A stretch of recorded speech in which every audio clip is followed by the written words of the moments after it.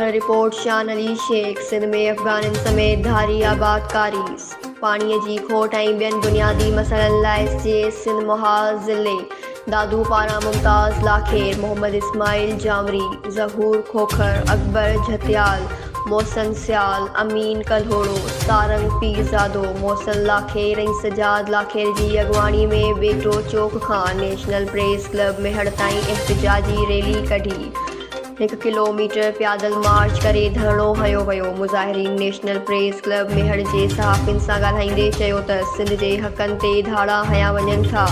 वफ़ाक़ ऐं सिंध सरकार जे ॿ पॉलिसी सबबि सिंध में अफ़गाननि खे आंदो वञे पियो ऐं धारियुनि खे आबाद करे सिंधियुनि खे अक़लियत में तब्दील करण जी साज़िश कई वञे थी। हुननि चयो त सिंध सॼे सोन आहे, पर सिंधी माण्हुनि खे पंहिंजा हक़ नथा ॾिना वञनि। सिंध में पाणी जी हथरादू खोट करे सिंध में सारियालो फ़सल पिणु न थी सघियो आहे।